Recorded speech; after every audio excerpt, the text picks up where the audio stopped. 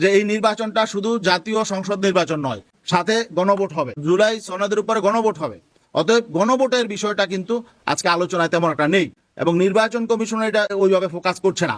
এই জন্য আমরা বলেছি যে গণভোট এটার ব্যাপারটাও ফোকাসে আনতে হবে, আলোচনায় আনতে হবে, এটা যাতে এইভাবে অবহেলার শিকার না হয়। আমরা আগেই এই শঙ্কাটা ব্যক্ত করেছিলাম যে জাতীয় নির্বাচনের সঙ্গে গণভোট হলে সেই গণভোটের প্রচারণা থাকবে না, গণভোটের পক্ষে জনমত গড়ে তোলার জন্য কেউ তেমন একটা উৎসাহী হবে না।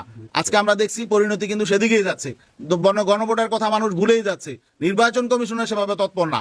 এই জন্য এই ব্যাপারে আমরা জোর দিয়েছি। তিনি বলেছেন যে আপনারা ক্যাম্পিং করেন, হ্যাঁ, আমরা শুধু ক্যাম্পিং করলে তো হবে না, সরকারের পক্ষ থেকে, নির্বাচন কমিশনের পক্ষ থেকে এই ব্যাপারে জোরালো পদক্ষেপ নিতে হবে। জুলাই সনদের পক্ষে ভোট না হয় তাহলে সংস্কার আসলে কিছুই হবে না, রাষ্ট্র আবার সেই পূর্বের অবস্থায় ফিরে যাবে, আবার কর্তৃত্ববাদী শাসন ফিরে আসবে, স্বৈরাচার ফিরে আসবে। এই জন্য আমরা এই ব্যাপারে জোর দেওয়ার জন্য বলেছি।